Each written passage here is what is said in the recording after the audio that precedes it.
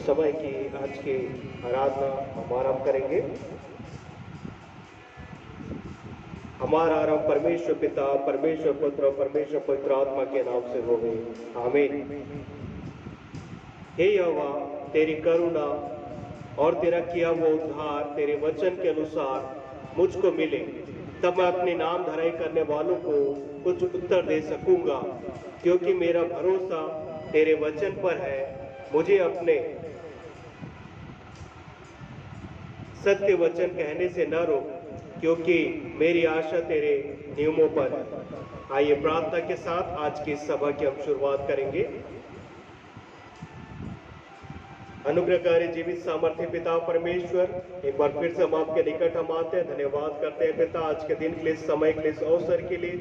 विशेष करके पिता परमेश्वर, आज वो दिन समय दिया खुदावन कि हम आपके निकट आकर आपकी स्तुति महिमा आराधना को कर सके, अपने जीवन में खुदावन पाए हुए आशीषों को और आपके द्वारा किए हुए उपकारों को स्मरण करते हुए पिता धन्यवाद खुदावन आपको अर्पित करने के लिए एकत्रित हुए हैं। अनुग्रह के साथ पिता परमेश्वर, आपने हमें जीवितों के मध्य में रखा, इसलिए धन्यवाद करते हैं पिता। अनुग्रह के साथ खुदावन हर एक बातों में आप हमारी मदद अगुवाई करें और निरंतर हम आपके हुजूरी में इसी प्रकार से हम पाया जाए। अनुग्रह के साथ पिता परमेश्वर, जो भी आगे आप कार्य को करते हैं पिता परमेश्वर, उसके द्वारा आपकी महिमा हो सके खुदावन। आप यहाँ पर हमारे आराधना में खुदावन आप उपस्थित हो खुदा, सर्वोपरि आप रहे खुदावन। हर एक बातों में खुदावन आपकी हम मदद अगुवाई चाहते हैं खुदावन। जितने भी हमारे साथ ऑनलाइन ऑफलाइन जुड़ते हैं खुदावन, सब पर अपने आशीष अनुग्रह का आप हाथ बनाकर रखें। आपके प्रिय पुत्र प्रभु यीशु मसीह के नाम से दुआ को मांगते हैं, जैसे सुने और कबूल करें, आमीन। समय होगा कि हम परमेश्वर की हुजूरी में हम बैठेंगे और इस समय परमेश्वर की महिमा के लिए हम गीत को हम गा लेंगे।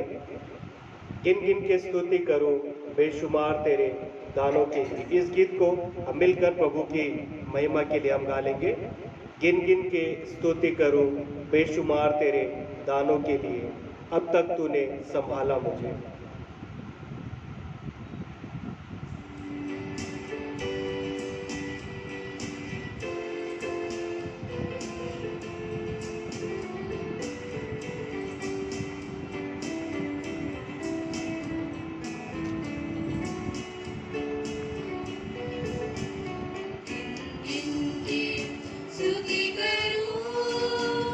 बेशुमार तेरे दानों के लिए, अब तक तूने संभाला मुझे, अपने बाहों में लिए हुए।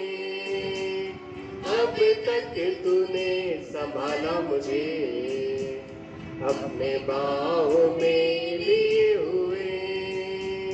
गिन गिन के स्तुति करूं बेशुमार तेरे दानों के लिए, अब तक तूने संभाला मुझे, अपने बाहों में लिए हुए।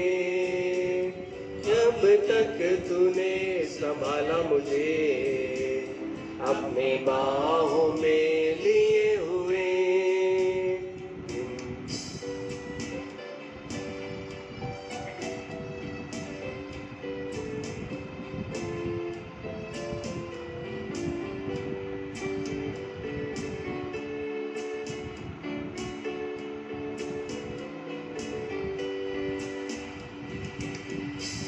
शत्रु का निशाना तुझ पर होगा ना सफल, तेरे शत्रु का निशाना तुझ पर होगा ना सफल। आँखों की पुतली जैसे वो रखेगा तुझे हर पल, आँखों की पुतली जैसे वो रखेगा तुझे हर पल। गिन गिन के स्तुति करूं बेशुमार तेरे दानों के लिए, अब तक तूने संभाला मुझे, अपने बाहों में लिए हुए। अब संभाला मुझे, अपने बाहों में लिए हुए।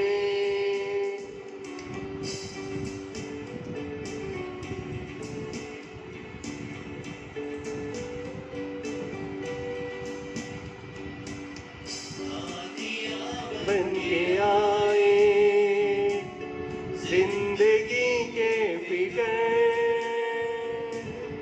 आंधियां बन के आए जिंदगी के फिकर, है तेरा केवनारा है भरोसा तेरा किधर, कौन है तेरा केवनारा है भरोसा तेरा किधर, गिन गिन के स्तुति करो बेशुमार तेरे दानों के लिए, अब तक तूने संभाला मुझे, अपने बाहों में लिए हुए, अब तक तूने संभाला मुझे, अपने बाहों में लिए हुए।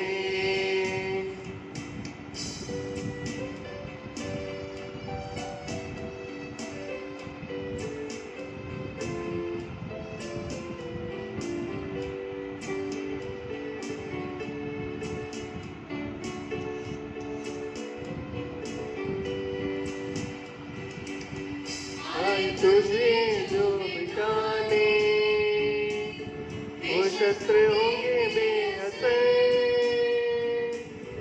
आए तुझे जो मिटाने वो शस्त्र होंगे बेअसर, खींचने वाला तुझ पर रखता है अपनी नजर, तेरा रचने तुझ पर रखता है अपनी नजर, गिन गिन के स्तुति करो बेशुमार तेरे दानों के लिए, अब तक तूने संभाला मुझे, अपने बाहों में लिए हुए, अब तक तूने संभाला मुझे, अपने बाहों में लिए हुए, बाहों में लिए हुए।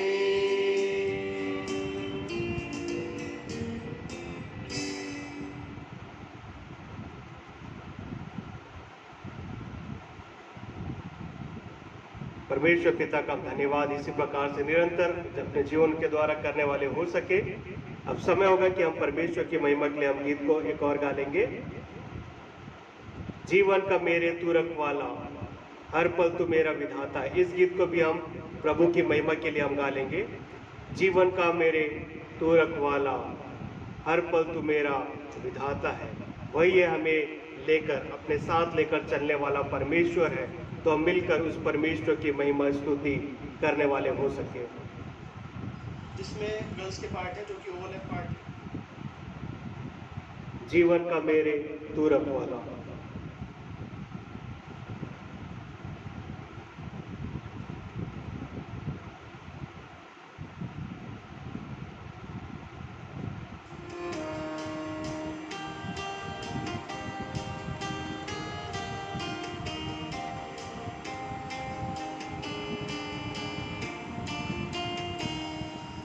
जीवन का मेरे तू रखवाला, हर पल तू मेरा विधाता है। जीवन का मेरे तू रखवाला, हर पल तू मेरा विधाता है। फंसती भंवर में हंसी तो केवल हारा है। जीवन की कश्ती हंसती भंवर में तू ही तो केवल हारा है। जीवन का मेरे तू रखवाला, विधाता है।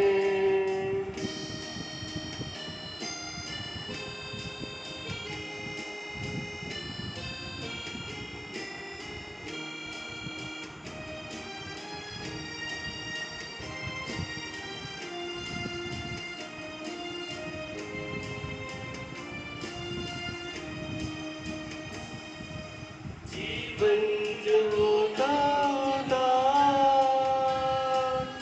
होती है नहीं जानता, आती है नहीं आवाज़, आ जाओ तुम मेरे पास। जीवन जब होता उदास, होती है नहीं जब आती है तेरी आवाज़, आ जाओ तुम मेरे पास। तेरे सहारे बिना होती है राहें बिना, तेरे सहारे बिना होती है राहें बिना। जीवन का मेरे तू रखवाला, हर पल तू मेरा विधाता है।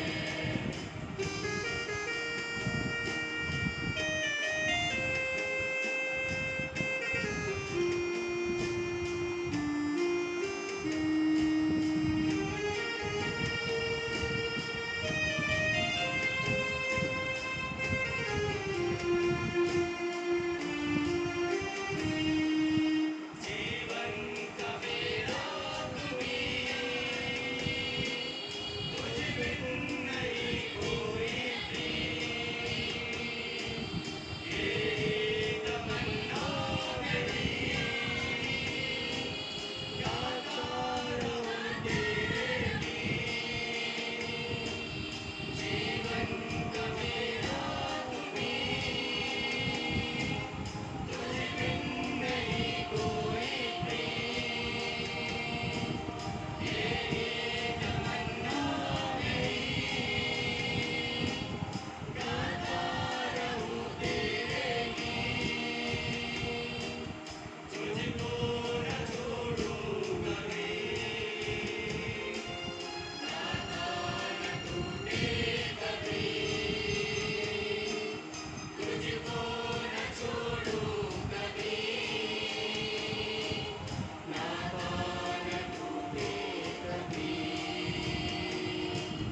जीवन का मेरे तू रखवाला, हर पल तू मेरा विधाता है। जीवन का मेरे तू रखवाला, हर पल तू मेरा विधाता है। जीवन की कश्ती फंसती भंवर में, तू ही तो केवल हारा है। जीवन की कश्ती फंसती भंवर में, तू ही तो केवल हारा है। जीवन का मेरे तू रखवाला, हर पल तू मेरा विधाता है।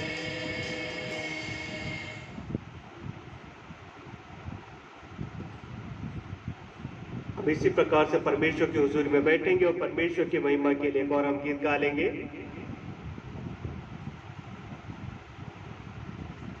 देखो मैं दुनिया के अंत तक तुम्हारे ही साथ हूं। इस गीत को प्रभु की महिमा के लिए हम गा लेंगे।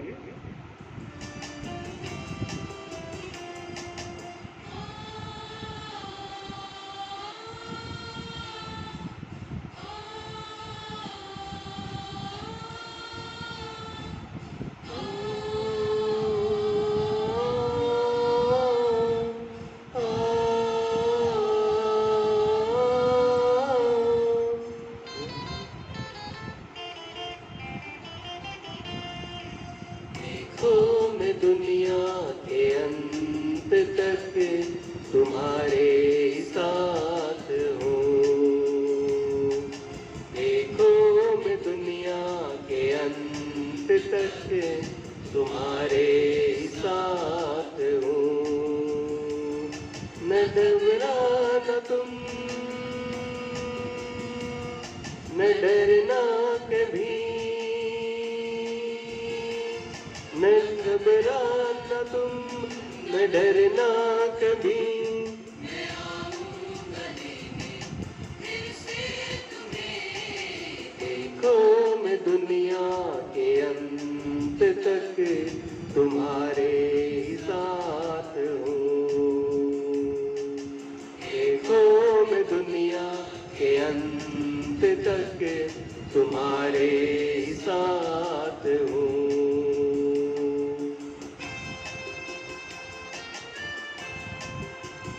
वो सदा सर्वदा हमारे साथ रहने वाला परमेश्वर है, उसके हुजूरी में हम उसकी महिमा करें। जीवन में तुमको मगर निराश मत होना। हम हैं जीवन में तुमको मगर निराश मत होना। अपनी शांति दिए जाता हूँ। अपनी शांति दिए जाता हूँ। मैं आऊंगा फिर से ये कहता मसीह। देखो मैं दुनिया के अंत तक तुम्हारे साथ हूँ। देखो मैं दुनिया के अंत तक तुम्हारे साथ हूँ।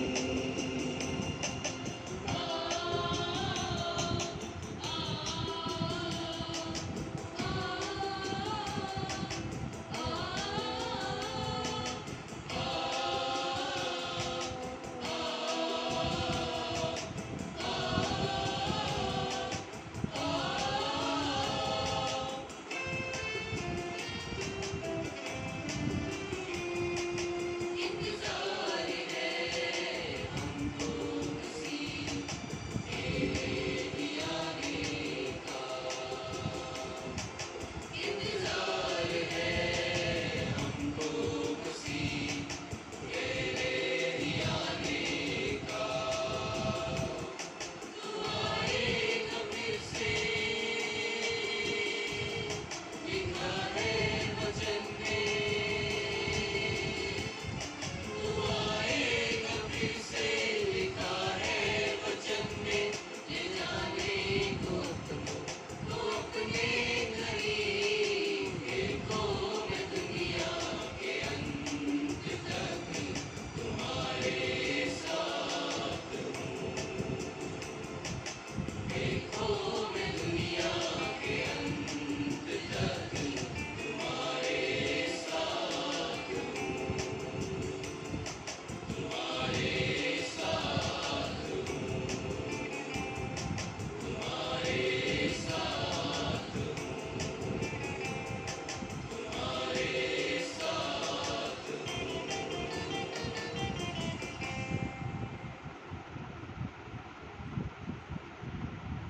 प्रभु की महिमा के लिए एक अंतिम हम गीत गालेंगे।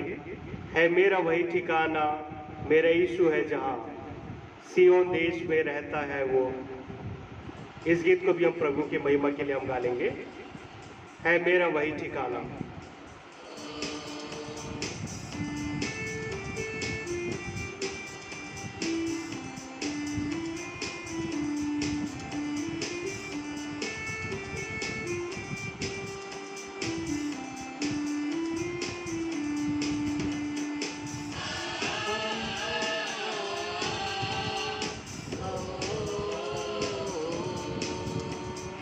मेरा वही ठिकाना, मेरा यीशु है जहाँ, सियोन देश में रहता है वो, मुझको बुलाता वहाँ। है मेरा वही ठिकाना, मेरा यीशु है जहाँ, सियोन देश में रहता है वो, मुझको बुलाता वहाँ, मेरा वही ठिकाना।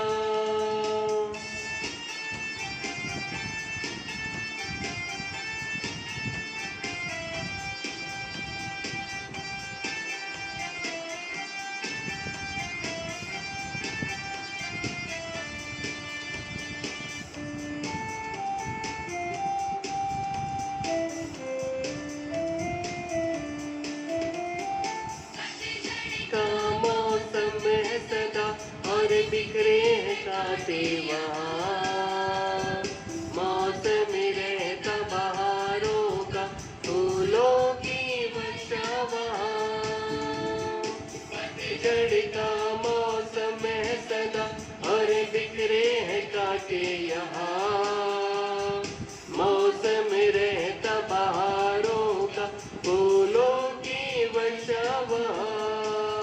खुशबू वहाँ है प्यार की, है शक्ति कैसी वहाँ, सियोन देश में रहता है वो, मुझको बुलाता वहाँ, मेरा वही ठिकाना।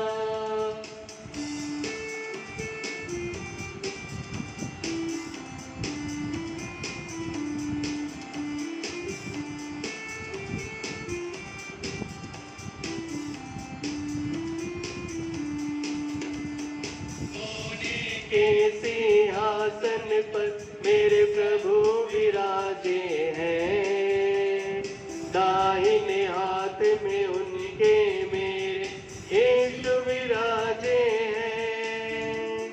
सोने के सिंहासन पर मेरे प्रभु विराजे हैं, दाहिने में हाथ में उनके मेरे यीशु विराजे हैं। जो तो और संतों की आवाजें हैं वहाँ, सियोन देश में रहता है वो, मुझको बुलाता वहाँ, मेरा वही ठिकाना।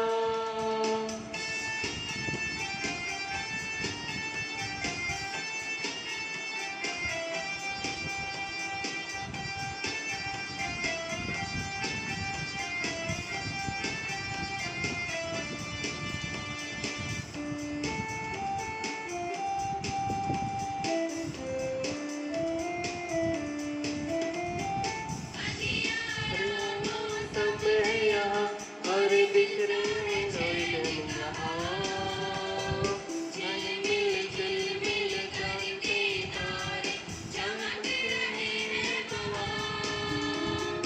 अंधियारा मौसम है यहाँ और बिखरा है चैन कहाँ, झिलमिल झिलमिल चमके तारे, चमक रहे हैं वहाँ। हम गाए प्रभु की स्तुति और गाए हालेलुया, सियोन देश में रहता है वो, मुझको बुलाता वहाँ, मेरा वही ठिकाना, मेरा यीशु है जहाँ, सियोन देश में रहता है वो, मुझको बुलाता वहाँ, मेरा वही ठिकाना, मेरा यीशु है जहाँ, सियोन देश में रहता है वो, मुझको बुलाता वहाँ, मेरा वही ठिकाना।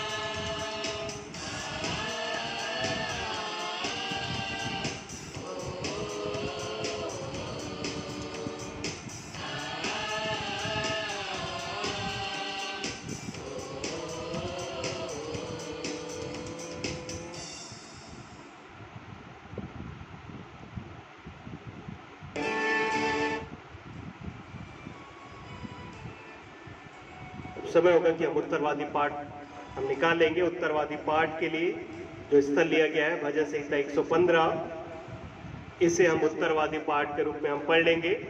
एक पद मैं पढ़ूंगा, एक पद आप और अंतिम पद हम मिलकर एक साथ पढ़ेंगे।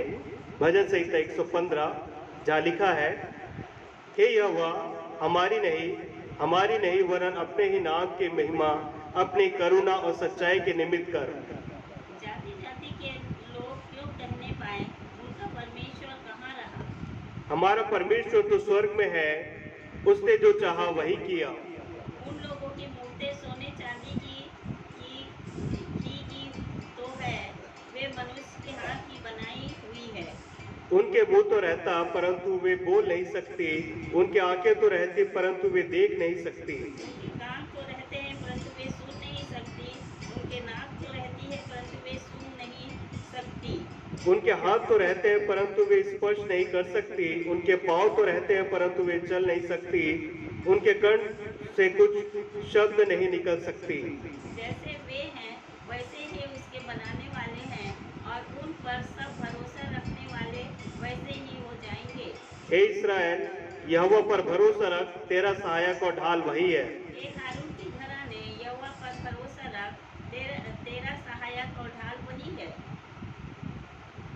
हे यहोवा के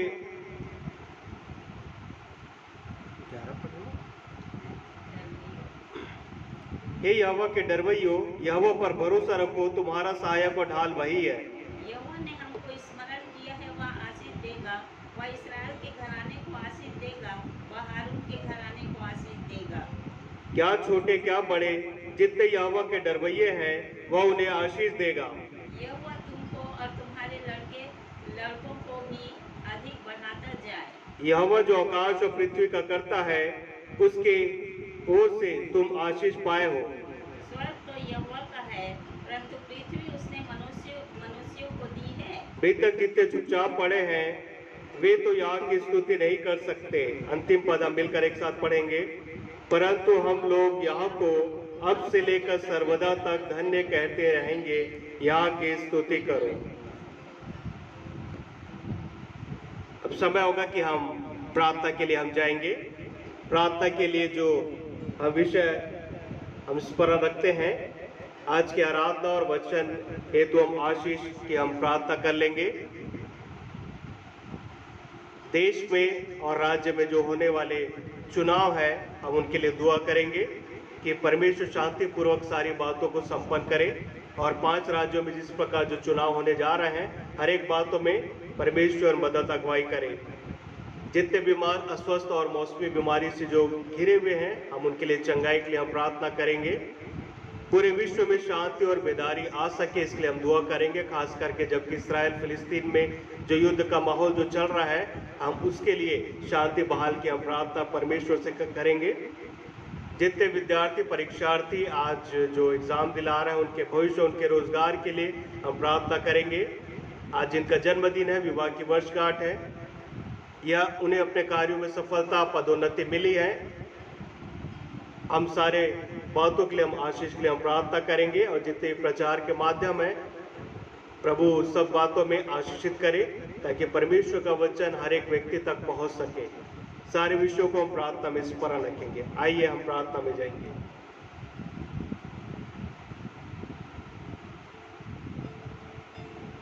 आइए हम प्रार्थना में जाएं और अपने सरों को झुकाएं, आंखों को बंद करें और अपने परमेश्वर से मांगे जो हमको बिना बुलाना दिए अधिकाई से देता है। तो आइए हम प्रार्थना में जाएं। धन्यवाद धन्यवाद धन्यवाद धन्यवाद जीवित महान सामर्थ्य प्रेम पिता, धन्यवाद करते परमेश्वर पिता आज के पवित्र दिन के लिए। पर प्रभु जी, जो आपने हमारे जीवन में जोड़ा पिता, कि आज हम जीतों के बीच में पाए जाते हैं पिता। दयालु प्रभु, आपकी आज्ञा के अनुसार से पिता, जो विशाल मार्ग को पवित्र मानना है परमेश्वर पिता। दयालु प्रभु जी, हम आपकी उपस्थिति में बैठ सके पिता, इसके लिए आपका धन्यवाद करते हैं परमेश्वर पिता। ये हमारा सौभाग्य है परमेश्वर पिता, जो हम जैसे जो कुछ भी नहीं है प्रभु, आपने हमें इस लायक बनाया पिता कि हम आपकी उपस्थिति में बैठकर आपको धन्यवाद दे सकते परमेश्वर पिता। हम आपका लाखों लाख धन्यवाद करते आपकी दया और प्रेम और अनुग्रह के लिए प्रभु, कि जीवन को हमने अपने धन दौलत या बल से या अपने ये से नहीं पाया पिता, लेकिन आपके अनुग्रह और दया से हमें ये जीवन मिला है प्रभु जी। आज न जाने इस संसार से कितने लोग विदा हो गए होंगे प्रभु, आपके वचन को सुने बिना परमेश्वर पिता, आपके बारे में जाने हुए प्रभु जी, न उनके पास प्रस्ताव के लिए अवसर है और न धन्यवाद के लिए अवसर है, लेकिन ये समय आपने हमारे जीवन में दिया पिता, इसके लिए आपका धन्यवाद करते हैं पिता। हम बड़े ऊंचे शब्द से आपके नाम का जय जयकार करते हैं पिता। दयालु प्रभु, जैसे अभी के भजन संहिता में हमने पढ़ा परमेश्वर पिता कि प्रभु जी उनके देवी देवता कैसे हैं प्रभु जी, लेकिन आप तो हमारे जीवते परमेश्वर है जो हमारे संग साथ रहते पिता, हमारी प्रार्थनाओं को सुनते हैं और उनका उत्तर देते हैं और अपने जीवित होने का प्रमाण देते हैं परमेश्वर पिता।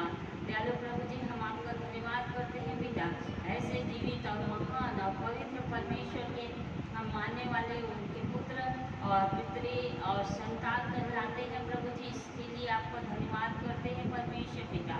दयालु प्रभु जी, नित्य प्रार्थना करते हैं जहाँ कहीं भी आराधनाएं चलाई जा रही है परमेश्वर पिता और लोग उपस्थित हैं प्रभु जी आपकी आराधना स्तुति करने में पिता, और प्रभु जी आपके दास और भक्त प्रभु आपके प्रकाशन के अनुसार से, आपकी दया के अनुसार से प्रभु जो वचन मिला है उस वचन को लेकर प्रभु लोगों तक पहुंचाने के लिए प्रभु जी जो खड़े हैं प्रभु जी, आत्मा से भर दीजिए परमेश्वर पिता कि आज का वचन हर एक के लिए आशीषमय हो सके परमेश्वर पिता, और ये वचन उनके हृदय के आर पार छिप जाए प्रभु जी, और सब चीज प्रस्ताव के साथ में अपने जीवन को आपको सौंप सके प्रभु जी। ऐसा न होने पाए पिता कि हमारे शरीर तो आपके भवन में है लेकिन मन कहीं और है प्रभु, शैतान की हर शक्तियों को मान देना परमेश्वर पिता, ताकि प्रभु जी हम अपने शरीर के साथ अपने मन और आत्मा सभी से आपके वचन को ग्रहण कर सके पिता, इसमें आप आशीष दीजिए। दयालु परमेश्वर पिता, विनती और प्रार्थना करते हैं प्रभु जी, आज का जो माहौल है प्रभु जी आप देख रहे जान रहे किस प्रकार इसराइल और फिलिस्तीनी में उधर युद्ध का माहौल छिड़ा हुआ है परमेश्वर पिता। हमारी यही प्रार्थना है परमेश्वर पिता कि आज अंतिम दिनों की बातें हैं पिता जो आप वचन में पहले से कह दिए हैं परमेश्वर पिता, तुम लड़ाइयों की चर्चा सुनोगे लेकिन घबरा न जाना परमेश्वर पिता, यही है हमारे लिए चेतावनी भरा ये पिता कि आपका आना बहुत निकट है परमेश्वर पिता, इसलिए हमें सचेत होकर परमेश्वर पिता आपकी आराधना स्तुति में आपके वचन और प्रार्थना में अपने समय को बिताना है परमेश्वर पिता, और उन लोगों के लिए हमें प्रार्थना करना है जो अभी तक आपको ग्रहण नहीं किए हैं प्रभु जी, जो अभी भी अंधकार में फंसे हुए हैं, रीति रिवाजों में फंसे हुए हैं परमेश्वर पिता, उनको प्रभु जी सत्य के उजाला में हमें लाना है प्रभु जी, उन्हें सच्चाई बताना है परमेश्वर पिता, क्योंकि आप सत्य के परमेश्वर पिता है प्रभु जी। हमारी यही प्रार्थना है पिता, आपका वचन हमें मिले परमेश्वर पिता, आपकी आत्मा हमें मिले पिता, क्योंकि प्रभु जी बिना आत्मा पाए प्रभु जी हम आपके कार्य को नहीं कर सकते पिता, हम बलहीन हो जाते हैं परमेश्वर पिता, इसलिए हमारी सहायता कीजिए प्रभु जी कि ये सत्य वचन को लोगों तक पहुंचा सके और जो अंधकार में है उन्हें ज्योति में ला सके मेरे परमेश्वर पिता। दयालु प्रभु जी विनती और प्रार्थना करते हैं प्रभु जी आज उन विद्यार्थियों के लिए जो अपने परीक्षा को दे रहे हैं प्रभु, चाहे वो परीक्षा प्रतियोगिता परीक्षा हो, चाहे भविष्य के लिए है पिता या रोजगार के लिए है प्रभु जी, उन सबों के संग साथ होइए पिता, उनके स्मरण शक्ति को बढ़ाइए पिता, उनके लिखने में आप मदद सहायता कीजिए परमेश्वर पिता, परीक्षा हॉल में अपनी परीक्षा को ईमानदारी से दे सके पिता, किसी प्रकार की बेईमानी या झूठ से नहीं पिता, लेकिन प्रभु जी अपनी परीक्षा को ईमानदारी से देकर और जिस मकसद से वे परीक्षा दिला रहे हैं पिता उसमें सफलता को हासिल करके परमेश्वर पिता अपने भविष्य के लिए अपने रोजगार के लिए प्रभु जी यत्न करते रहे परमेश्वर पिता, आप उनके लिए रास्ता द्वार खोलिए प्रभु जी, ताकि परमेश्वर पिता उनकी ये मेहनत सफल हो सके परमेश्वर पिता। दयालु प्रभु जी विनती और प्रार्थना करते हैं प्रभु जी आज के वचन पे आप आशीष दीजिए प्रभु जी, जो आपने उन्हें वचन दिया है अपने दास को पिता, उन वचनों के द्वारा परमेश्वर पिता हम सब आशीषित हो सके पिता, और उन वचनों को केवल सुने नहीं उसे सुने और उस पर मनन करें, उस पर चलने वाले बन सके प्रभु जी, आप आशीष दीजिए प्रभु, हर एक घराने को आशीष दीजिए पिता, हमारे साथ जो ऑनलाइन में भाई बहन जुड़े हुए हैं पिता, उनके घर घराने पर आशीष दीजिए, उनके बाल बच्चों पर आशीष दीजिए प्रभु जी, उनकी कमाई पर आशीष दीजिए पिता। इन दिनों में जो मौसम को उतार चढ़ाव चल रहा है पिता, जिससे बहुत सी भी मौसमी बीमारी फैली हुई है प्रभु जी, आप दया और अनुग्रह कीजिए पिता। जो भाई बहन बीमार है प्रभु जी, अपना सीधा हुआ हाथ बढ़ाकर उन्हें छुइए और चंगाई दीजिए परमेश्वर पिता। मेरे बुजुर्ग भाई बहनों के संसार होइए पिता, उन्हें भी आशीषित कीजिए जब वे वचन के भूखे और प्यासे बैठे हुए हैं परमेश्वर पिता। ऑनलाइन के द्वारा जो उन्हें वचन मिल रहा है प्रभु जी, इसके लिए भी आपका धन्यवाद करते हैं, इस प्रबंध के लिए भी आपका धन्यवाद करते हैं पिता। बहुतों की ख्वाहिश रहती है पिता कि वे आपके भवन जाकर आपके वचनों को सुने पिता, लेकिन अपनी शारीरिक कमजोरी और प्रभु जी बहुत से ऐसे प्रॉब्लम की वजह से वे घरों से निकल नहीं सकते पिता, और वे बड़ी चाहत करते हैं कि आज के दिन को आपकी उपस्थिति में बिता सके पिता। तो आपके उत्तम प्रबंध के लिए हम आपका धन्यवाद करते हैं पिता। ये वचन उनके लिए आशीषमय हो सके पिता। प्रभु यदि उनमें बीमार कोई भाई बीमार बिस्तर पे है पिता, तो अपना हाथ बढ़ाइए, उन्हें छुइए और चंगाई दीजिए, उनके बिस्तर को आप पलट दीजिए प्रभु जी, और वे उठकर खड़े होकर आपके बड़े नाम की महिमा कर सके पिता। दयालु प्रभु जी, विनती और प्रार्थना करते हैं प्रभु जी, आज के दिन में जिन भाई बहनों का जन्मदिन है परमेश्वर पिता, आपने उन्हें एक नया साल दिया है प्रभु जी, इसके लिए आपका धन्यवाद करते हैं पिता। आने वाला साल और भी उनके लिए आशीषमय हो सके पिता, और आने वाले समय में वे आपकी नजदीकी आपकी ये में और भी बढ़ते चले जाएं, वे खुद नहीं लेकिन दूसरों को भी परमेश्वर पिता आपकी नजदीकी में ले आए परमेश्वर पिता। ऐसी आशीष को हम आपसे चाहते हैं। जिन भाई बहनों का विवाह का वर्षगांठ है पिता, हम आपका धन्यवाद करते हैं ऐसे परिवारों के लिए पिता, जो प्रभु जी पति पत्नी एक साथ हैं प्रभु जी, हम आपका धन्यवाद करते हैं परमेश्वर पिता। उनके विवाहित जीवन को आप आशीषित कीजिए प्रभु जी, और भी उन्हें आशीष दीजिए परमेश्वर पिता, कि सदा प्रभु आपके भय में रहते हुए पिता अपने विवाहित जीवन को बड़े आनंद से बिता सके पिता। इसमें आप आशीष दीजिए मेरे परमेश्वर पिता, उनके घर घराने पर आशीष दीजिए पिता, वे सदा एक साथ रहें, पति पति के पत्नी प्रभु जी पति के अधीन रह सके, और पति भी प्रभु अपनी पत्नी को अपनी देह के समान प्रेम कर सके पिता। ये वचन के अनुसार से उनका जीवन हो सके मेरे परमेश्वर पिता, और उनके जीवन को और भी आशीषमय कीजिए प्रभु जी। दयालु परमेश्वर पिता, जिन भाई बहनों ने अपनी नौकरी में या बिजनेस में और किसी काम में सफलता को हासिल किया है, आशीषमय कीजिए पिता उनके जीवन को प्रभु। किसी प्रकार से पिता जिस प्रकार संसारिक कार्यों में भी सफलता को हासिल किए हैं प्रभु, उसी प्रकार आत्मिक जीवन में भी नित प्रतिदिन और भी आगे बढ़ते जाए प्रभु जी, नित नए होकर परमेश्वर पिता, और भी प्रभु के लिए कार्य करने वाले बन सके पिता, इसमें आप आशीष दीजिए दयालु परमेश्वर पिता। साथ ही हम विनती और प्रार्थना करते हैं परमेश्वर पिता, जितने भी प्रचार कार्य के साधन है मेरे परमेश्वर पिता, चाहे वो साधन कोई भी हो, टीवी हो, मोबाइल हो परमेश्वर पिता, पत्रिका हो या परमेश्वर पिता प्रेस हो, या आपके दास और भक्त है परमेश्वर पिता, जो घरों में जाकर आपके वचनों को लोगों तक पहुंचाते हैं, उन्हें जागृत करते हैं, और प्रभु जी उन्हें और भी आपके नज़दीकी में लाने का यत्न करते हैं, सबको आशीष दीजिए परमेश्वर पिता।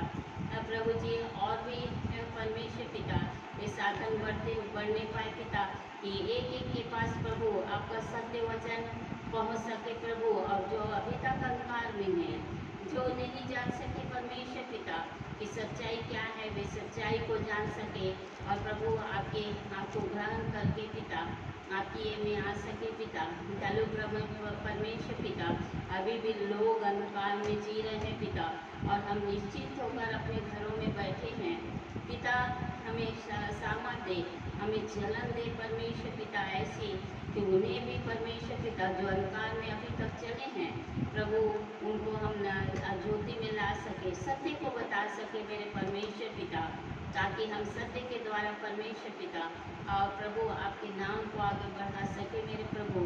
यही आशीष को हम आपसे चाहते हैं प्रभु जी। दयालु प्रभु जी, बाकी के आराधना को आपके हाथ में देते करते हुए ये छोटी बिनती को आपके ही पुत्र प्रभु यीशु मसीह के नाम से मांगती हूँ। सुनिए और ग्रहण कीजिए। आमीन।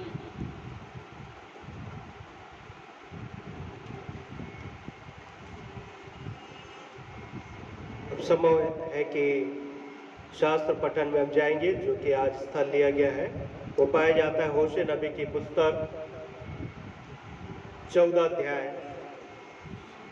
पद 1 से लेकर पद 9 को हम पढ़ लेंगे। शास्त्र पाठ के लिए जो वचन स्थल लिया गया है वो पाया जाता है होशे नबी की पुस्तक 14 अध्याय पद 1 से लेकर पद 9। आज के वचन अध्ययन के लिए इसे हम पढ़ लेंगे।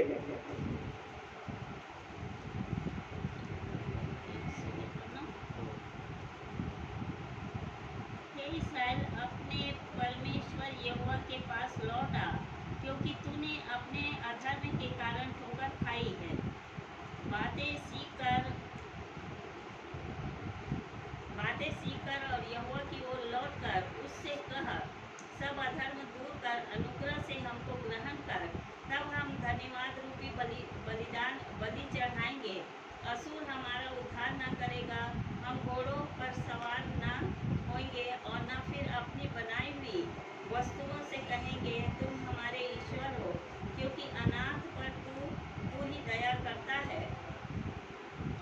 मैं उनकी भटक जाने की आदत को दूर करूंगा, मैं सेत में तुझसे प्रेम करूंगा, क्योंकि मेरा क्रोध उन पर से उतर गया है। मैं इस्राएल के लिए ओस के समान होऊंगा, वह शोषण के समान फूले फलेगा और लबानोन के समान जड़ फैलाएगा।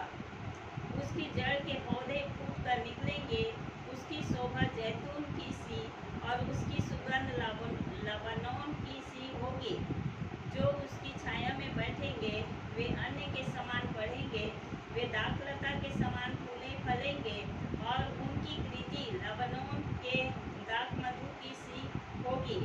एफ्रेम कहेगा मूर्तों से अब मेरा और क्या काम, मैं उनकी सुनकर उस पर दृष्टि बनाए रखूंगा। मैं हरे सनोवर सा हूँ, मुझी से तू फल पाया करेगा। जो बुद्धिमान हो वही इन बातों को समझेगा, जो प्रवीण है वही उन्हें बूझ सकेगा, क्योंकि यहोवा के मार्ग सीधे हैं और धर्मी उनमें चलते रहेंगे, परंतु अपराधी उनमें ठोकर खाकर गिरेंगे। परमेश्वर इस पढ़े गए सुने गए वचन के द्वारा आप सभी को आशीष दे। अब समय होगा कि वचन में जाने के पूर्व हम अपने मनों की तैयारी हेतु एक प्रार्थना पूर्वक हम गीत गा लेंगे और अपने हृदय को आज के वचन के लिए हम तैयार करेंगे। एक प्रार्थना पूर्वक हम एक गीत हम गा लेंगे। ये जिंदगी तेरी महिमा गाती रहे अब सदा जब तक जीऊं। इस गीत को हम प्रभु की महिमा के लिए हम गा लेंगे।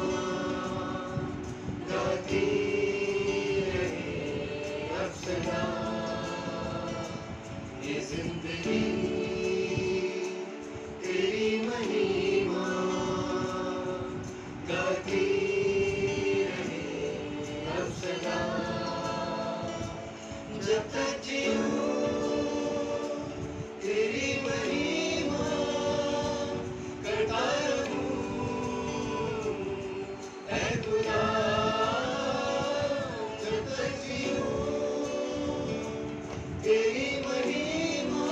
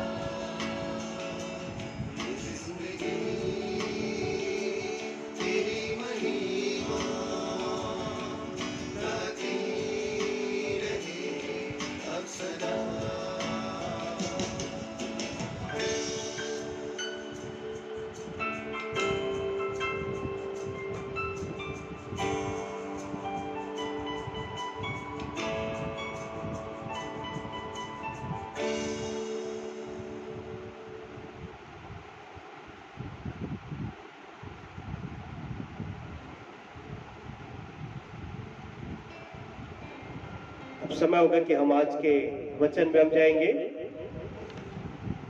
वचन स्थल जैसे कि हमने जो पढ़ा, होशे नबी की पुस्तक 14 अध्याय पद 1 से लेकर पद 9। आज का विषय इस्राएल देश के प्रति परमेश्वर का प्रेम। आप सभी को मसीह यीशु के पवित्र और जलाली नाम में मेरा सलाम, शालोम। खुदावन आप सबको बरकत दे, आमीन। आज का वचन जो हम सुनने जा रहे हैं वो है इस्राएल देश के प्रति परमेश्वर का प्रेम, इस्राएल का इतिहास और प्रेजेंट डेज। अभी हम इस्राएल और फिलिस्तीन देश के बीच युद्ध की चर्चा देख और सुन रहे हैं। ये आज की बात नहीं है, किंतु कई वर्षों से ये जंग होती आ रही है। हम इस वचन में जाने से पहले अपने आप को हम तैयार करेंगे और इस वचन के लिए हम आशीष को हम मांग लेंगे। आइए हम प्रार्थना करें। खुदा यीशु, एक बार फिर से हम आपके निकट हम आते हैं, विशेष करके पिता, जबकि हम आपके जीवित वचन की ओर हम जाते हैं। खुदावन आप हमसे बोले, बातचीत करें।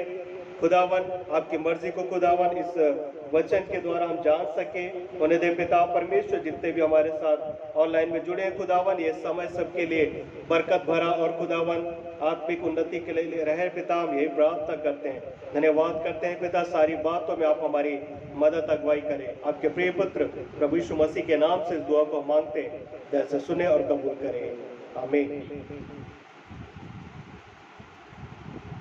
सर्वप्रथम हम इस्राएल देश के इतिहास के बारे में हम जानकारी ले लें।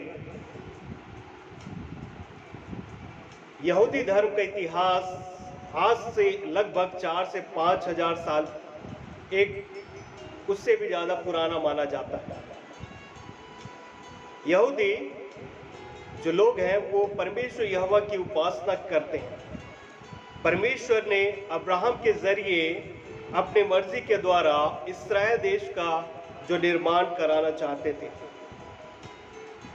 अब्राहम का जो पुत्र इसहाक का के द्वारा याकूब उत्पन्न हुआ और याकूब को ही परमेश्वर ने इस्राएल का नाम दिया, उत्पत्ति 32 के पद 28 के अनुसार। अब तक सिर्फ एक व्यक्ति का नाम इस्राएल, एक व्यक्ति का नाम दिया गया इस्राएल। लगभग 2000 ईसा पूर्व उस समय की बात है। दाऊद के द्वारा उसके पुत्र सुलेमान जो राजा हुआ करते थे इस्राएल के, पहला मंदिर का निर्माण किया गया।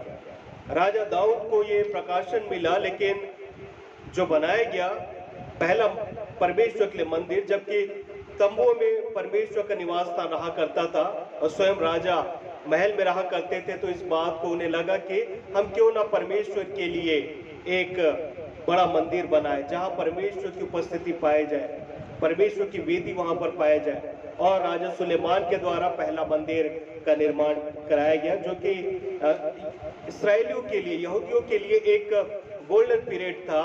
जबकि राजा दाऊद और राजा सुलेमान का जो समय रहा, उसके बाद उनका समय काफी खराब रहा।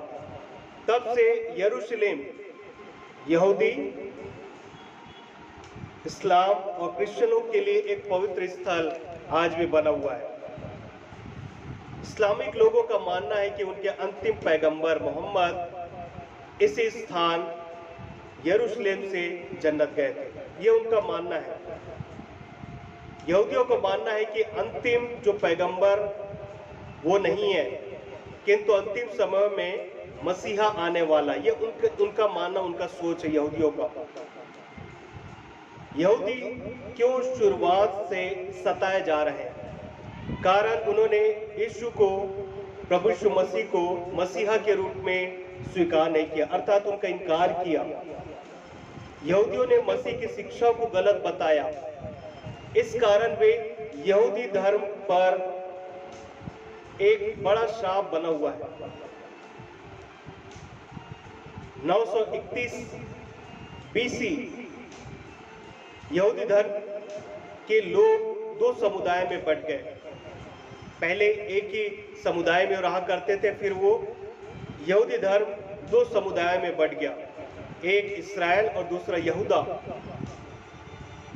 सन 587 BC में बाबुल के राजा यरूशलेम के पवित्र मंदिर को उन्होंने नष्ट कर दिया, तुड़वा दिया उसे। 516 BC में एक नया मंदिर का निर्माण कराया गया। यहूदी लोग कभी भी एक स्थान पर नहीं रहे। 18वीं शताब्दी के दौरान यहूदी पोलैंड में शरण उन्होंने लिया। पोलैंड में बंटवारे के कारण उन्हें वो देश छोड़कर जाना पड़ा। इससे पहले वो अन्य और भी जगह पर बिखरे अवस्था में रहे हैं। यहूदियों की बुद्धि काफी तेज होती है, वो काफी समझदार पाए जाते हैं। पहले विश्व युद्ध के दौरान में यहूदियों के रहने के लिए, पहले विश्व युद्ध के बाद यहूदियों को रहने के लिए एक स्थान दिया गया जिसे इस्राएल नाम दिया गया, जिसकी राजधानी यरूशलेम है। भारत में भी यहूदी लोग शरणार्थी बनकर आए थे।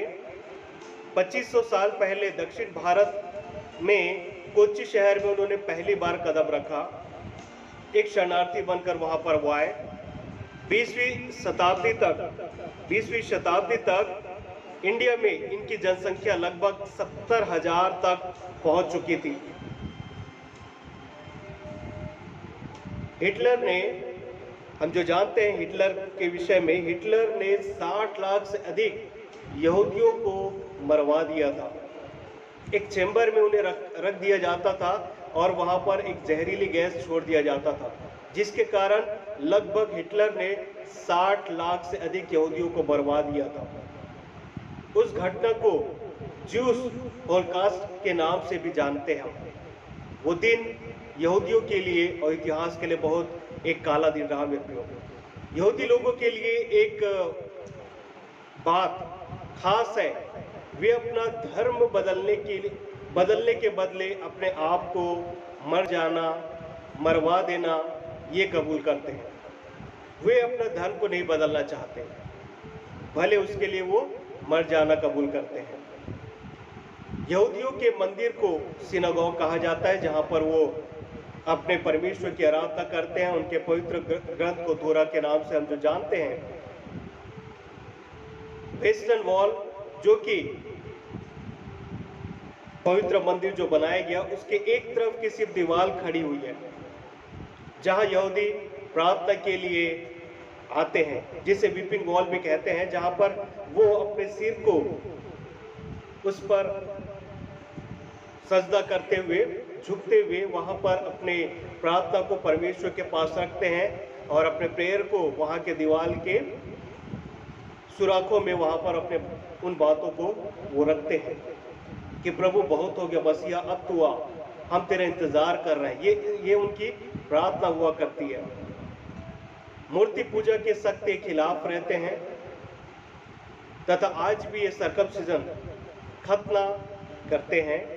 दिन में 3 बार ये इबादत के लिए मंदिर में, सिनागोग में एकत्रित होते हैं।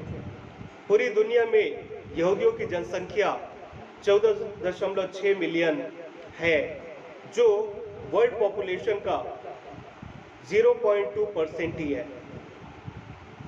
इतनी कम जनसंख्या होने के बावजूद 21% नोबेल पुरस्कार यहूदियों के नाम हुई है, जिसमें से हम जो अल्बर्ट आइंस्टाइन को हम जो जानते हैं, उनमें से एक यहूदी साइंटिस्ट ये है। इस्राएल जैसे छोटे देश में 1967 में 6 दिन के भीतर 1967 में 6 दिन के भीतर मिस्र, जॉर्डन और सीरिया जैसे बड़े देश को इस्राएल ने युद्ध में हरा दिया मित्रों। उस बड़े युद्ध में इस्राएल ने मिस्र, जॉर्डन और सीरिया को हरा दिया। जबकि वो अपने अस्तित्व में ज्यादा नहीं थे, फिर भी से उन्होंने मिस्र, जॉर्डन और सीरिया को हरा दिया था। इन दिनों हम फिर से इसराइल और फिलिस्तीन में युद्ध की चर्चा को हम देख रहे हैं। इस बार उनका मानना है हम गाजा पट्टी को हम पूरा ही समाप्त कर देंगे। बाइबल में हम पढ़ते हैं कि जिस प्रकार गोलियात जो कि फिलिस्ती था और दाऊद जो कि एक यहूदी था, दोनों देशों के बीच कई युद्ध हुए और हम देखते हैं कि किस प्रकार से गोलियात ने ललकारा इस्राएलियों को, परमेश्वर को, और परमेश्वर की ओर से दाऊद आया और उसे घात करता है और फिलिस्ती हारते हैं। नूह के समय को हम याद करते हैं। नूह के परिवार को परमेश्वर ने बचाया।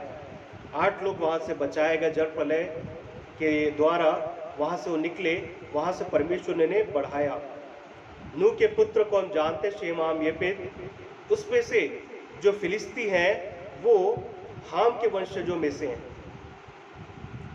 फिलिस्ती और यहूदियों के बीच जो युद्ध है वो है जमीन का, अपने अस्तित्व को बचाने का। यदि इस्राएल नहीं लड़े तो वो अपने जमीन को और अपने अस्तित्व को पूर्ण तरह से खो देंगे, जो कि काफी मुश्किलों से उन्हें प्राप्त हुआ है। जगह जगह वो शरणार्थी बन कर रहे हैं, अपने देश से, अपने घर से काफी समय से दूर रहे, लेकिन उन्हें मौका दिया गया कि तुम आ सकते हो, रह सकते हो यहाँ पर। और वहाँ पर हम देखते हैं कि उन्होंने इस कार्य को किया और अपने ज़मीन को और अपने अस्तित्व को बचाने के लिए वो आज भी युद्ध कर रहे हैं। हम जो ऐसा पढ़ते हैं लूका रचित सुसमाचार 21 के पद 20 में, जब तुम यरूशलेम को सेनाओं से घिरा हुआ देखो तो जान लेना कि उसका उजड़ जाना निकट है। जब तुम यरूशलेम को सेनाओं से घिरा हुआ देखो तो जान लेना कि उनका उजड़ जाना निकट है। ये लूका 21 के पद 20 में हम प्राप्त करते हैं मित्रों। लूका 21 अध्याय निकालेंगे, पद 21 से 23 को हम पढ़ते हैं। लूका 21 पद 21 से लेकर पद 23।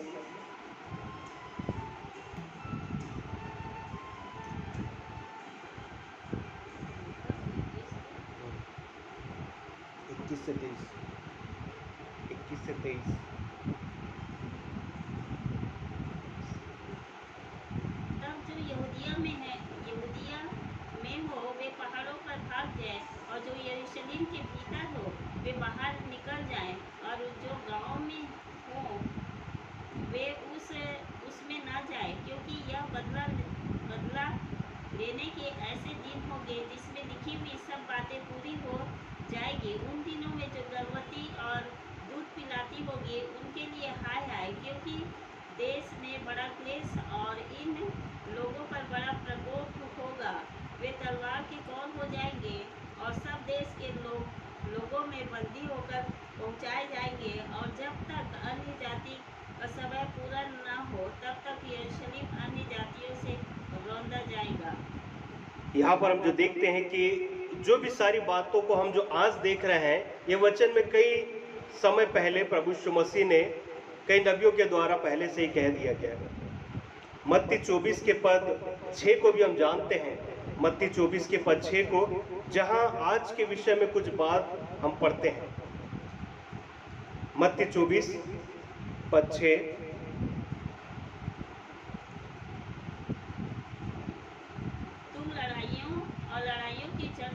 तुम लड़ाइयों और लड़ाइयों की चर्चा सुनोगे तो तो घबरा न जाना, क्योंकि इनका होना अवश्य है, क्योंकि इनका होना अवश्य है, परंतु उस समय अंत न होगा, परंतु उस समय अंत न होगा, क्योंकि जाति पर जाति और राज्य पर राज्य चढ़ाई करेगा, और जगह जगह अकाल पड़ेंगे, और जगह जगह अकाल पड़ेंगे, भूकंप होंगे। क्या ये सारी बातें आज हमें नहीं दिखाई दे रही हैं? लड़ाइयों और लड़ाइयों की चर्चा सुनोगे, किंतु घबरा न जाना, उस समय अंत न होगा, क्योंकि जाति पर जाति और राज्य पर राज्य चढ़ाई करेगा, भूडोल होंगे। सारी बातों को हम पढ़ते हैं। यहाँ पर प्रभु यीशु मसीह किस लड़ाई के विषय बात कर रहे हैं? लड़ाइयों और लड़ाइयों की चर्चा सुनोगे। यदि आप देखते हैं देश में बहुत सारे जगह लड़ाई हो रही है, क्या प्रभु ने उन लड़ाइयों के विषय में बात को कहा? नहीं। मत्ती 24 के पद 32 और 33 को यदि हम पढ़ते हैं, मत्ती 24 के पद 32 और 33 को, अंजीर के पेड़ से यह दृष्टांत सीखो, अंजीर के पेड़ से दृष्टांत सीखो, जब उसकी डाली कोमल हो जाती है, जब उसकी डाली कोमल हो जाती है पत्ते निकलने लगते और हैं, पत्ते निकलने लगते हैं, तुम जान लेते हो तो तुम जान लेते हो कि ग्रीष्मकाल निकट है। कि ग्रीष्म काल निकट है। उसी रीति से जब तुम इन सब बातों को देखो तुम इस रीति से उस बात को देखो तो जान लो कि वह निकट है, वरन द्वार ही पर है। यह अंजीर का पेड़ इसराइल को दर्शा रहा है, जो वापस अपने अस्तित्व में आते जा रहे हैं। मेरे को पहले उद्देश्य क्या था? अस्तित्व में नहीं था, लेकिन जब वो अपने अस्तित्व में आ रहा है, तो जब लिखा है जब ग्रीष्म काल को देखते हो, एक फल आने का, एक पत्ते आने का एक समय हो जाता है, तो तुम इस बातों को देखकर जान जाते हो, अंजीर के पेड़ को देखकर। ठीक वैसे दुनिया का अंत भी जो है, हमारी नजर इसराइल पर हमेशा रहे, क्योंकि वही जो एक सिंबल के रूप में परमेश्वर दिखाता है कि अंत किस प्रकार से निकट होगा हमारा। आज हम कहां पर हम पाए जाते हैं? जैसे हमने पढ़ा होशे नबी की पुस्तक, उसका 11वां अध्याय पद 1 से लेकर पद 4 में इसराइल के प्रति परमेश्वर के प्रेम को हम देखेंगे। हम अंत के करीब हैं मेरे प्रियो, लेकिन हम घबराए नहीं।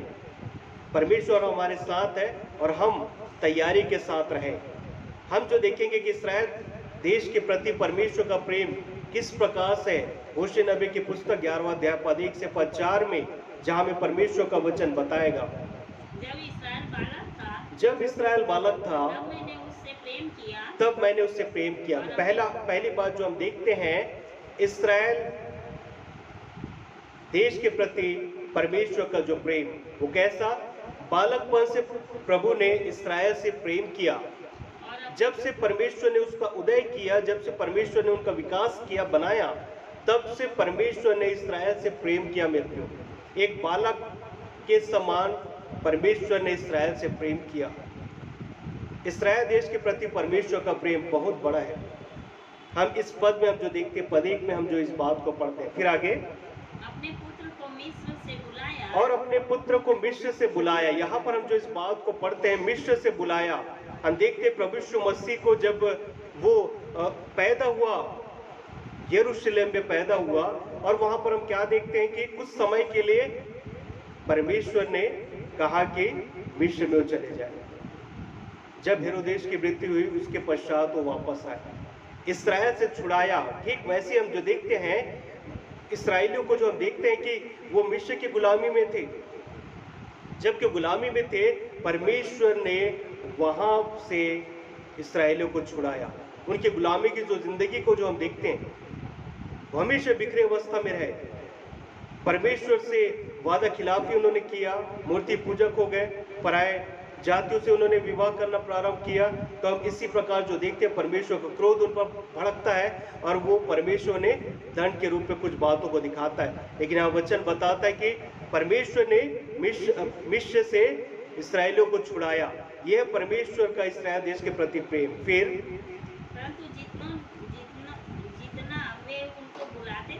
परंतु जितना वे उनको बुलाते थे, उतना ही वो और भी परमेश्वर से भागते थे। फिर वे बाल देवताओं के लिए बलिदान करते और खुदी हुई मूर्तों के लिए धूप जलाते गए। मैं ही एफ्रेम को पांव पर चलाता था और उनको गोद में लिए फिरता था। यहाँ पर हम देखते हैं कि मैं ही, अर्थात परमेश्वर ही ने उन्हें बालकपन से प्रेम किया, मिस्र से छुड़ाया, उन्हें चलना सिखाया। परमेश्वर जो भी बातों को बताते, उनका अनुसरण वो लोग करते थे, तब उनके जीवन में सफलता और वो अपने युद्ध को जीत सकते रहे। परमेश्वर ने उन्हें चलना सिखाया, मिस्र से छुड़ाया, बालकपन से प्रेम किया। ये है परमेश्वर का प्रेम इस्राएल देश के प्रति। फिर पढ़ते हैं, परंतु वे न जानते थे कि उनका चंगत करने वाला मैं हूँ। परंतु वो नहीं जानते थे, वो इस बात को हमेशा भूल जाते थे कि परमेश्वर है जो हमसे प्रेम करता है। परमेश्वर ने हमें चलना सिखाया, परमेश्वर ने हमें मिस्र से छुड़ाया, उन सारे बातों को भूल जाते थे कि वो परमेश्वर उनको चंगाई देता रहा। चंगाई अर्थात छुटकारा। हर एक बातों से परमेश्वर उनकी मदद करता, सहायता करता, हर एक बातों से तृप्त करता। लेकिन वो इन सारे बातों को इस्राएल हमेशा भूल जाया करता था, अपने परमेश्वर यहोवा को। फिर मैं उनको मनुष्य से जानकर प्रेम की डोरी से खींचता था। यहाँ पर हम जो पढ़ते हैं 4 में, प्रेम की डोरी से अपने पास उन्हें वो खींचता था। इस्राएली हमेशा परमेश्वर से दूर हो जाते थे, पराये देवताओं के पीछे मूर्ति पूजा करने लग जाते, पराये जातियों के से विवाह करना प्रारंभ कर देते थे, अपने परमेश्वर को भूल जाते थे। लेकिन परमेश्वर के डोरी से उन्होंने अपने पास उन्हें खींचा, प्रेम से उन्हें अपने पास खींचा, उन्हें अपने पास बुलाया। परमेश्वर इस्राएल से आज भी प्रेम करता है। फिर आगे पढ़ते हैं। और जैसे कोई बैल के गले की जोत खोलकर उसके सामने आहार रख दे। यहाँ पर हम देखते हैं कि बैल को जिस प्रकार आराम कब मिलता है, जबकि उसका जुआ को उतार दिया जाता है, ठीक वैसे ही परमेश्वर इस्राएल देश का जो जुआ था उसको उतार देता है। परमेश्वर ने अपने पास प्रेम की डोरी से खींचता है, उनके जुए को अर्थात उनके भार को, उनके बोझ को उठा देता है, निकाल देता है। मेरे पे क्या आज हम इस्राएलियों के समान जीवन तो यापन नहीं कर रहे हैं? हम जबकि आत्मिक रूप से इस्राएली हैं, जबकि हमने परमेश्वर को ग्रहण किया उद्धारकर्ता के रूप में, इस्राएलियों ने मसीहा को कबूल नहीं किया। प्रभु यीशु मसीह को जबकि उन्होंने इनकार कर दिया और जबकि उन्हें क्रूस की सजा सुनाई गई, तब उन्होंने इस बात को बोला कि इसका खून हम पर और हमारे वंशों पर आए। तब हम जो देखते हैं कि इस कारण से उनके जीवन में हमेशा से बिखराव रहा, कभी भी वो शांति के साथ नहीं रहे। लेकिन फिर भी परमेश्वर उनसे प्रेम करता, उनका जुआ उतार दिया। और वही 4 में जो पढ़ते हैं, आहार रख दे। मैंने उनसे किया आहार, परमेश्वर ने उन्हें भोजन भी दिया। चाहे वो परमेश्वर के खिलाफ कुछ भी क्यों न रहे, परमेश्वर ने बालकपन से प्रेम करता आया। जैसे उन्होंने उन्हें मिस्र से छुड़ाया, चलना सिखाया, चंगाई को दिया, प्रेम की डोरी से अपने पास खींच लिया, उनका जुआ को उतारा, उन्हें भोजन दिया। हम जो पढ़ते हैं होशे नबी की पुस्तक, उसका 14 अध्याय पद 1 से 9 को जिस प्रकार हमने पढ़ा, वहां पर भी हम देखते हैं कि इस्राएल का एक उज्जवल भविष्य के विषय बात को कहता है। पद 4 को जिस प्रकार पढ़ते हैं, मैं उनकी भटक जाने की आदत को दूर करूंगा। मैं उनकी भटक जाने की आदत को दूर करूंगा। उनके उज्जवल भविष्य को परमेश्वर प्रकाशित कर रहा है। उनके भटक जाने वाले उस गुण को क्या करेगा? परमेश्वर बदल देगा। मतलब आगे, मैं सेत में उनसे प्रेम करूंगा। मैं उनसे सेत पे प्रेम करूंगा, उन्हें चंगाई दूंगा और उन्हें सेत पे मैं उनसे प्रेम करूंगा, क्योंकि मेरा क्रोध उन पर से उतर गया। क्योंकि मेरा क्रोध उन पर से उतर गया है। परमेश्वर ने अपने पास फिर से कबूल करता है। वो ने आज भी ऑफर करता है कि तुम आओ, मेरी ओर फिरो, अपने उद्धारकर्ता, अपने मसीहा के बारे में जानो। वो उन्हें चंगाई देता और उनसे प्रेम करता है। फिर आगे, मैं इस्राएल के लिए ओस के समान होऊंगा। मैं इस्राएल के ओस के समान होऊंगा। वह शोषण के समान फूले फलेंगे। वह शोषण के समान फूलेंगे फलेंगे और लबनोन के समान जड़ फैलाएगा। यहाँ पर हम देखते हैं कि एक हरा भरा, एक फलवंत से भरा, एक उन्नति से भरा परमेश्वर उनको जीवन देना चाहता है। कब? जब वो परमेश्वर की ओर फिरे, परमेश्वर से वापस प्रेम करने लगे, परमेश्वर को अपने जीवन में उद्धारकर्ता के रूप में ग्रहण करे, मसीहा को वो एक्सेप्ट करे, तब उनके जीवन में वो परमेश्वर हरा भरा, उन्नति, फलवंत भरा जीवन वो देना चाहता है। फिर आगे, उसकी जड़ के पौधे फूटकर disconnected और उसकी जड़ के पौधे फूटकर निकलेंगे। उसकी शोभा जैतून की सी होगी Connected. और उसकी सुगंध लाबनोन की सी होगी।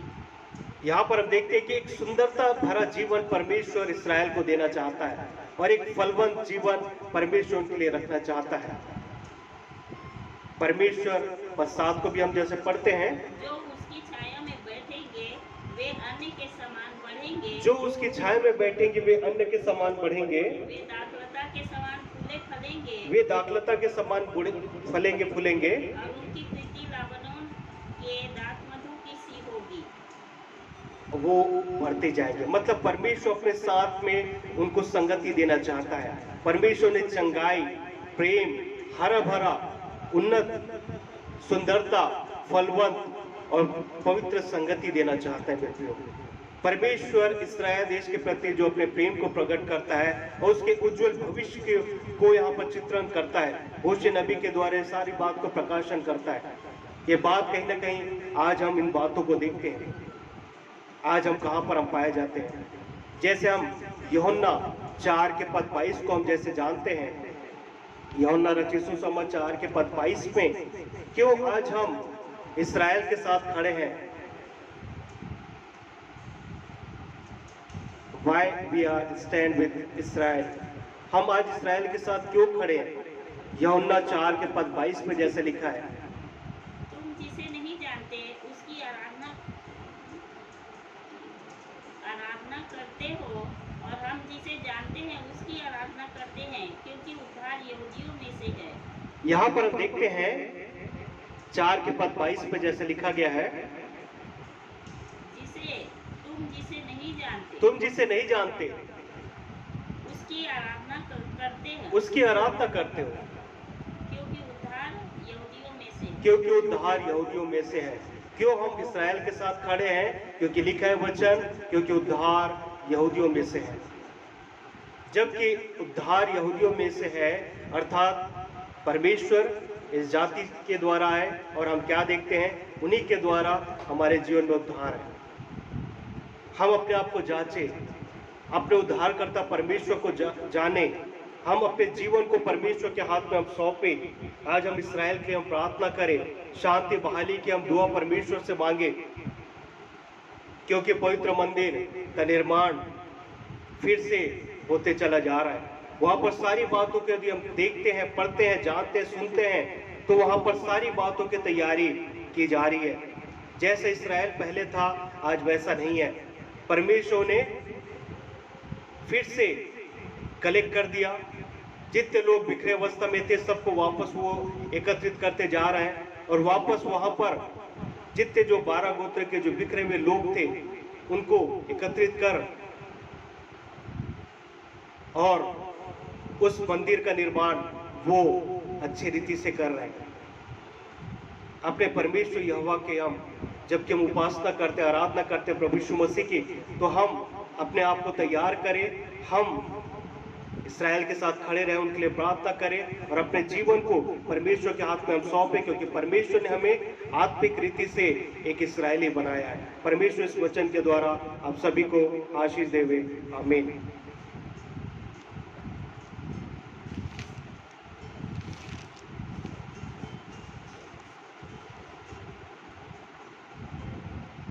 अब समय होगा कि हम अपने भेंटों को प्रभु को समर्पित करेंगे, और इस समय हम परमेश्वर की महिमा के लिए गीत हम गा लेंगे और अपने भेंटों को परमेश्वर को हम अर्पित करेंगे। इस समय हम जो परमेश्वर की हुजूरी में बैठकर परमेश्वर की महिमा के लिए गीत गाएंगे।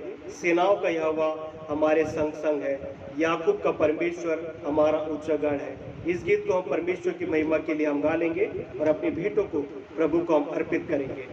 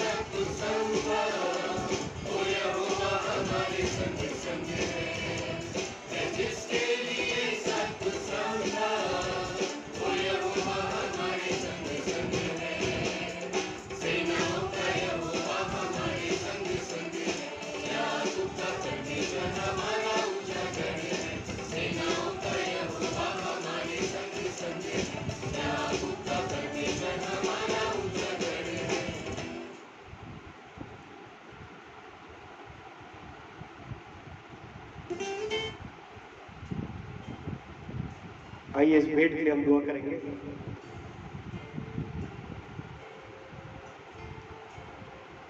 पिता परमेश्वर, एक बार फिर से हम आपके निकट हम आते हैं, विशेष करके पिता आराधना के इस भाग में हम पहुंचे कि अपने भेंटों को आपको अर्पित कर सके। धन्यवाद करते हैं जिन हाथों ने डाला पिता परमेश्वर, ये आपके राज के बढ़ोतरी के लिए इस्तेमाल हो सके।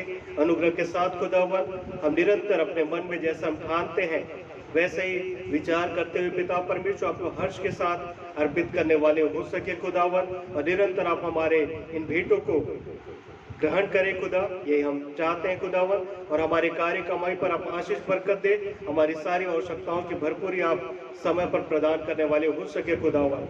जिन हाथों ने इसे दिया खुदा, आप उन्हें आशीष से बरकत दे और अपने उस आकाश रूपी झरोखे को खोलकर खुदावन अपना पार आशीषों की वर्षा करे खुदा, ये हम प्रार्थना करते हैं। धन्यवाद करते हैं पिता, आपने हमें कार्य करने की कुवत दिया।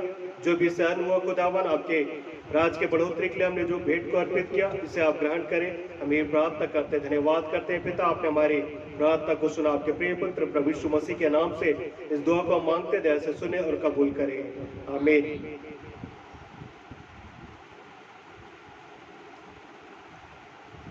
सूचनाएं सुन लेंगे। प्रत्येक रविवार सुबह 10 बजे कादम्बरी नगर दुर्ग निवास स्थान पर हम आराधना हेतु एकत्रित होते हैं। तो जितने ऑफलाइन हमारे साथ एकत्रित होना चाहते हैं, हम उनका स्वागत करते हैं। और साथ ही साथ आप हमारे साथ ऑनलाइन के माध्यम से भी जुड़ सकते हैं और इस संगति का लाभ ले सकते हैं। ऑफलाइन हेतु हमारे निवास स्थान पर और ऑनलाइन हेतु फेसबुक लाइव और यूट्यूब में सामर शालोम मिनिस्ट्री में जुड़कर इस रविवारी आराधना का आप लाभ ले सकते हैं। आपकी निरंतर प्रार्थना और हमें सपोर्ट की आवश्यकता है। निरंतर आप हमें व्यक्तिगत प्रार्थना में उठा के रखने वाले हो सके। सारी बातों के लिए परमेश्वर पिता का धन्यवाद करें। अब समय होगा कि हम अंतिम प्रार्थना कर लेंगे। अंतिम प्रार्थना करने के पश्चात प्रभु की प्रार्थना और अंतिम आशीष ग्रहण करके इस सभा को हम समाप्त करेंगे। आइए हम दुआ करेंगे।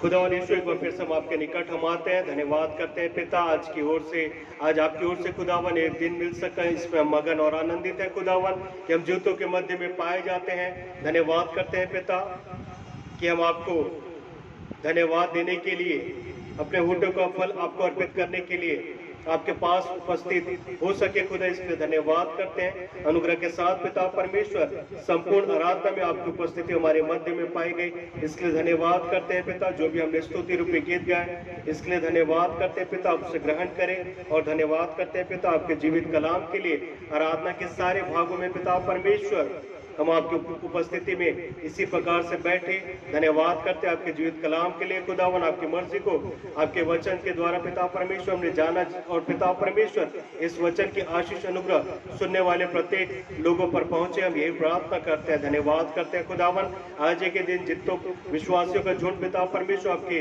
उपस्थिति में पिता परमेश्वर पवित्र भवन पर एकत्रित हुए, धन्यवाद करते हैं पिता। सब पर अपने आशीष अनुग्रह का हाथ बनाकर रखे खुदावन। जबकि हम सप्ताह भर अपने कार्यों के वहां पर जाते हैं, आप हमें बल दे, शक्ति सामर्थ्य दे कि हम अपने कार्यों को कुबल से करने वाले हो सके, और जो उपकार जो आपने हमारे जीवन में किए, उन सारे उपकारों को निरंतर स्मरण करने वाले हो सके खुदावन। धन्यवाद करते हैं पिता, आपने हमारी प्रार्थना को सुना। आपके प्रिय पुत्र प्रभु यीशु मसीह के नाम से इस दुआ को मांगते हैं, जैसे सुने और कबूल करें, आमीन। हे हमारे पिता, तू जो स्वर्ग में है, तेरा नाम पवित्र माना जाए, तेरा राज्य आवे, तेरी इच्छा जैसे स्वर्ग में पूरी होती है वैसे इस पृथ्वी पर भी हो। हमारे दिन भर की रोटी आज में दे, और जैसे हमने अपने अपराधियों को क्षमा किया है वैसे ही तो हमारे अपराधों को क्षमा कर। हमें परीक्षा में न ला, परंतु बुराई से बचा, क्योंकि राज, पराक्रम और महिमा सदा तेरे हो, आमीन। आशीष गान करेंगे। परमेश्वर तुम्हें आशीष देवे और तुम्हारी रक्षा करे। परमेश्वर अपना मुख का प्रकाश तुम पर चमकाए और तुम पर अनुग्रह करे। परमेश्वर अपना मुख तुम्हारी ओर करे, तुम्हें सदा सर्वदा शांति दे। अब हमारे परमेश्वर पिता का प्रेम, प्रभु यीशु मसीह का अनुग्रह और पवित्र आत्मा की संगति, सहभागिता उपस्थित प्रिय लोगों के साथ, उनके पूरे परिवारों के साथ अब से लेकर सदा सर्वदा तक बनी रहे, आमीन। परमेश्वर आप सभी को आशीष दे, निरंतर आप हमें प्रार्थना में स्मरण करने वाले हो सके। आप सबों को जय मसीह।